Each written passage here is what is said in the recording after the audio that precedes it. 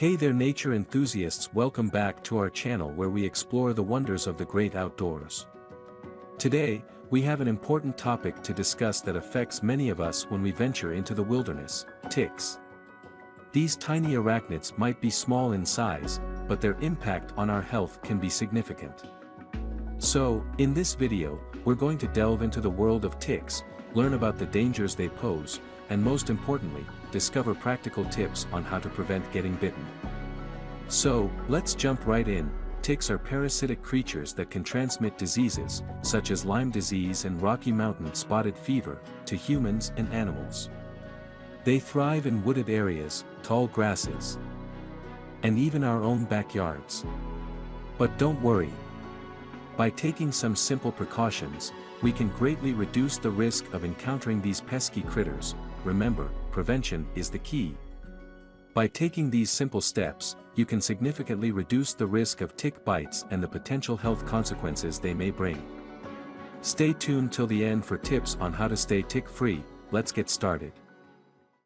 In this video, we verify 4 common misconceptions about ticks and offer advice on how to stay tick-free this summer. Ticks are parasites that feed by biting humans and other creatures. Tick exposure is possible throughout the year, but the summer is when these bothersome rodents are most active. Myth 1. Are ticks considered insects? No, ticks are an arachnid, not an insect. Despite the widespread misconception that ticks are insects, the Illinois Department of Public Health, pestworld.org, and Nemours Children's Health all classify ticks as arachnids, along with scorpions, spiders, and mites. Adult ticks, like other arachnids, have 4 pairs of legs, no antennae, and cannot fly, according to the Illinois Department of Public Health. How ticks get to their host to eat is determined by their body type and the type of food they need at each stage of their life cycle. According to PetMD, a tick goes through 4 phases during its life cycle: egg, larva, nymph, and adult. There are hundreds of different species of ticks, but according to Nemours Children's Health, the deer tick and dog tick are the most prevalent in the United States. Dog ticks can grow up to half an inch long, while deer ticks are around the size of a pinhead. Myth 2. Ticks may jump or fall from trees. Ticks do not fall from trees or jump from them. Contrary to popular perception, ticks do not drop from trees, jump from them, or drop upon people. According to Kansas State University, OSF Healthcare, and Kirsten Crandall, a PhD candidate at McGill University, ticks actually spend their entire lives on the ground and move up a host before biting them. Many people claimed that ticks had jumped on them from trees, yet ticks are incapable of jumping. Instead, they quietly wait on low plants or slowly creep across the ground while sensing the carbon dioxide and heat of a host, according to Crandall. According to OSF Healthcare, people frequently come across ticks while wandering in their yards, fields, or wooded areas with high grass or foliage.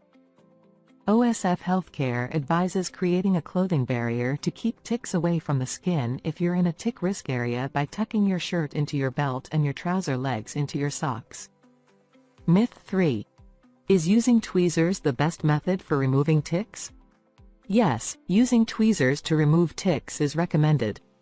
The CDC, OSF Healthcare, Bellevue Animal Hospital, and PhD hopeful Kirsten Crandall all advise using a clean pair of fine-tipped tweezers to rapidly and safely remove a tick from the skin by grabbing as close to the skin as possible and slowly pushing upward with steady, even pressure. Avoid twisting or jerking the tick. Doing so could result in the mouthpieces breaking off and sticking in the skin. If this occurs, use tweezers to remove the mouthpieces. The CDC advises on its website to leave the mouth alone and let the skin recover if it is difficult to remove with tweezers.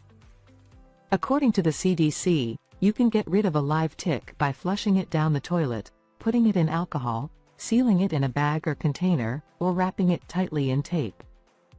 However, you shouldn't ever crush a tick with your fingertips as they might contain blood that is possibly contaminated.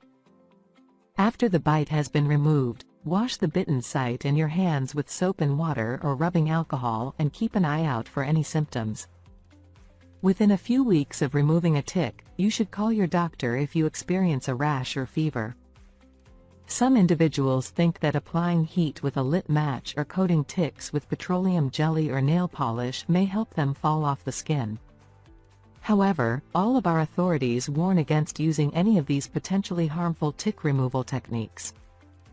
You are more likely to contract a disease using these methods because a tick can regurgitate its content, like bacteria and viruses, into you before dying, added Crandall.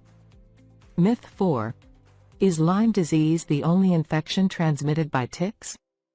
No, Lyme disease is not the only infection spread by ticks. In the U.S., Lyme disease is the most prevalent and well-known disease transmitted by ticks. However, according to OSF Healthcare and the Centers for Disease Control and Prevention, CDC, ticks also spread a number of other diseases.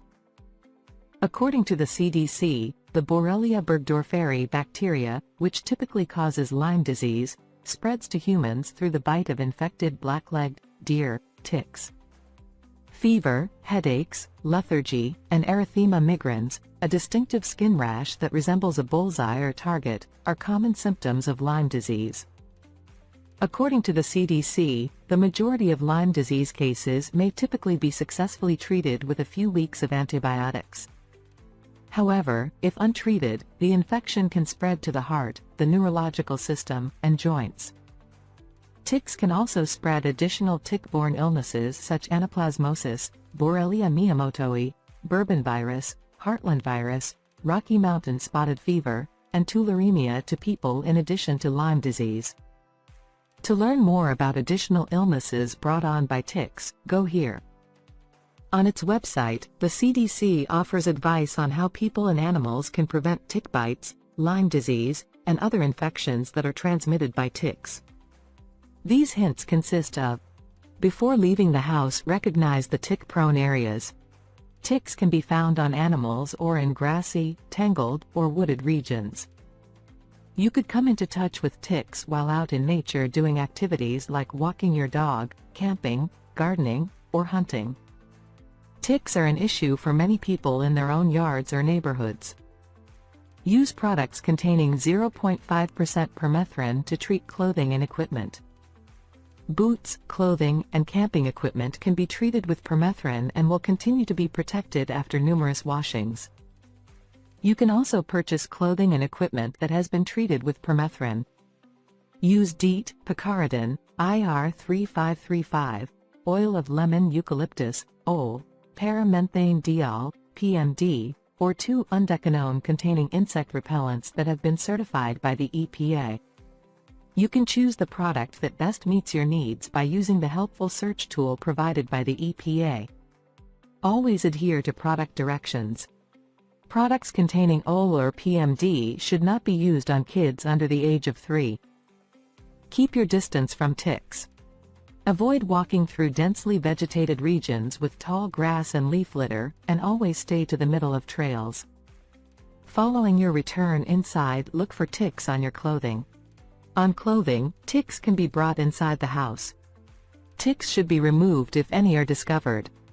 After entering the house, put dry garments in the dryer on high heat for 10 minutes to kill ticks. It could take longer if the clothing are moist. If washing the clothes first is necessary, hot water is advised. Ticks won't be killed in water that is either too cold or too warm. Examine your tools and animals. Check pets, coats, and day packs thoroughly because ticks can travel inside a house on clothing and animals before attaching to a human later. Shower right away after being outside. It has been demonstrated that taking a shower within 2 hours of entering your home lowers your risk of contracting Lyme disease and may also lower your risk of contracting other tick-borne illnesses. Showering is a good time to check for ticks and may help wash off unattached ticks. Look for ticks on your body. When you come back from a place that might have ticks, including your own backyard, examine your entire body. To see every area of your body, use a handheld or full-length mirror. Examine your body and the body of your child for ticks in the following locations: under the arms, behind the knees, in and around the ears, inside the belly button, in and around the hair, between the legs, and around the waist. And that's a wrap for today's video on ticks, folks. We hope you found this information helpful and informative. Remember, staying safe and protected against tick bites is crucial when enjoying the great outdoors. Before you go, here are a few key takeaways to keep in mind. 1. Dress appropriately. Wear long sleeves, pants, and closed-toe shoes when venturing into tick-prone areas. 2. Apply tick repellents. Choose a repellent that suits your needs and follow the instructions for proper application. 3. Perform regular tick checks. After spending time outdoors, thoroughly inspect your body and remove any ticks promptly. 4. Seek medical attention if needed. If you develop symptoms after a tick bite or suspect a tick-borne illness, consult a healthcare professional.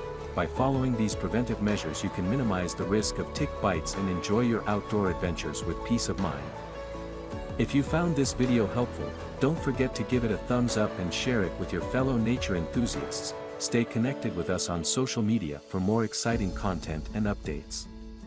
And as always, remember to subscribe to our channel for future videos that will keep you informed and inspired. Thank you for joining us today. Stay safe, stay curious, and until next time, happy exploring.